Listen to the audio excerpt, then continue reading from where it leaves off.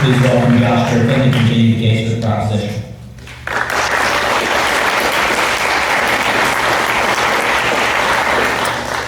Thank you very much. I'm so glad to see so many people here tonight to hear about this important issue, and I'm very grateful to the Lincoln Douglas Society for inviting me to participate in tonight's debate. I'd like to extend a special thank you to my partner Christopher Mills for all his help in preparing for the debate, and to my family and friends for encouraging me and for being here to support me tonight. I'd also like to thank our opponents tonight for being willing to debate, and I have the pleasure of introducing Alex Lingle. Alex Lingle is a second-year law student at the University of South Carolina Joseph F. Rice School of Law. Alex is a double Gamecock, graduating from the University of South Carolina in 2023 with a BA in Political Science and Criminal Justice. While at USC, Alex was the winner of the Tolerance Means Award, an essay competition on issues of constitutional law. Alex spent last summer clerking for the South Carolina Commission on Indigent Defense in the Capital Trial Division. In addition to serving as the president of the Public Interest Law Society, Alex is also a legal writing tutor for first-year students. Please join me in welcoming to tonight's debate, Alex Lingle.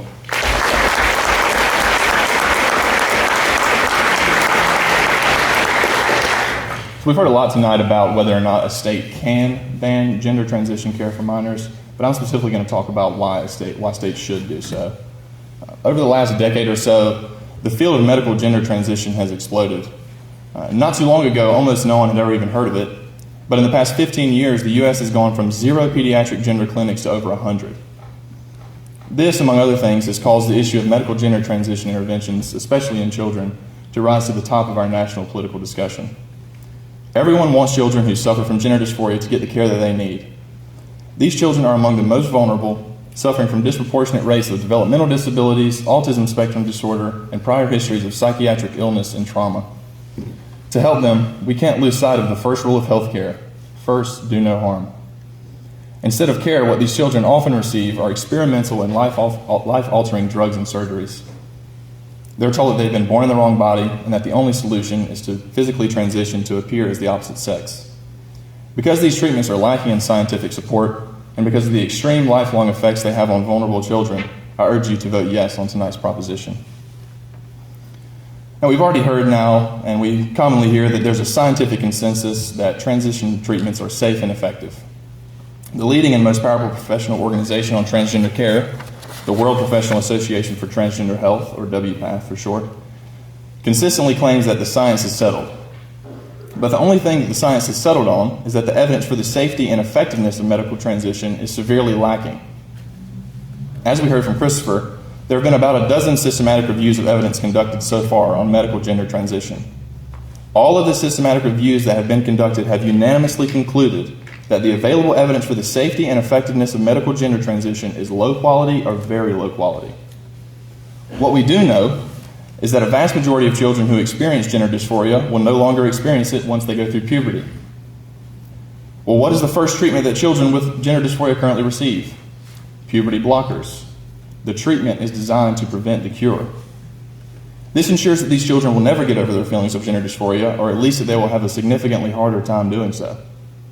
Over 95% of kids put on puberty blockers will be progressed to cross-sex hormones, but providers generally don't tell patients about the risks of cross-sex hormones and surgeries when they start them on puberty blockers. As we heard, cross-sex hormones increase the risk of cardiovascular disease, strokes, asthma, COPD, and even cancer. When used after puberty blockers, as is the norm, they also prevent the child from ever reaching sexual maturity, which means that they will be permanently sterile. For example, one of the drugs used for gender transition is a drug called Lupron, which is also used for the express purpose of chemically castrating adults. Obviously, transition surgeries also result in sterilization, but this is not the only harm. These surgeries often require removing other healthy parts of the body, such as a part of the forearm in a phalloplasty, and grafting it onto another area of the child's body. Thousands of children are now receiving these surgeries every year, and there are absolutely no age restrictions under the current standards of care. Even setting aside the physical effects of these drugs and surgeries, patients also experience severe mental problems. They have far higher rates of substance abuse, depression, and psychiatric hospitalizations. And even WPATH, the organization that creates the standards of care, admits that medical transition, whether surgery or hormones, that there's no evidence of any positive impact on mental health.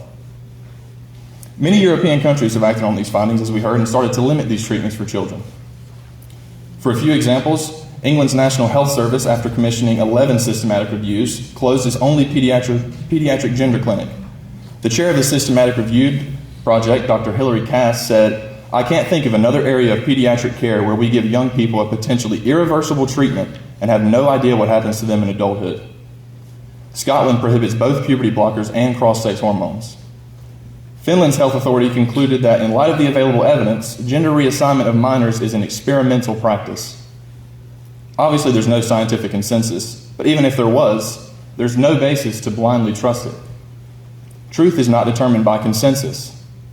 If it was, we'd still be performing lobotomies on mental patients, handing out opioids, and recommending cigarettes to people with lung conditions. After all, these were the scientific consensus at one point. But after further research and consideration, each of these alleged treatments endorsed by major medical associations and the scientific elites were found to be incredibly harmful to the people who received them. Just imagine if instead of continuing to research these issues, everyone just threw their hands in the air and said, "The science is settled." But this goes against the very nature of science. Science that cannot be challenged is not science at all. We should be especially skeptical of the purported consensus when those who advocate for gender transition stand to profit hand over fist from it.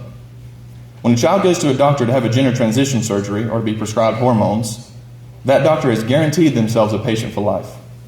Medical transitions require lifelong intervention, so the doctor can be sure that no matter what, the patient has to return to continue receiving these expensive interventions. Take, for example, Dr. Marcy Bowers. Dr. Bowers is one of the authors for WPATH's most recent gender transition guidelines and also a pediatrician who commonly prescribes gender transition interventions to children. In the year before authoring these guidelines, Bowers made more than $1 million from gender transition interventions and did not think that was important to disclose when creating the guidelines that would govern her own practice. All while knowing that, in her own words, there's not enough high-level evidence to support the safety or clinical effectiveness of puberty blockers. WPATH's process for creating their guidelines was filled with conflict of interest. Johns Hopkins University was commissioned to conduct a systematic review of evidence to aid with drafting these guidelines, but the university was required to get WPATH's approval before publishing its results. WPATH explained that it was extremely important that any publication of the data be thoroughly scrutinized and reviewed to ensure that publication does not negatively affect the provision of transgender health care. In other words, you can only publish the evidence if it says what we want it to say. Does that sound like science? But of course, this process was never meant to be scientific. It was meant to advance a political agenda. During the drafting process, WPATH's leaders were in constant contact with political actors, such as Admiral Rachel Levine, who was then the Assistant Secretary of the Department of Health and Human Services. WPATH spent years updating the guidelines and initially published them with age restrictions, depending on the intervention.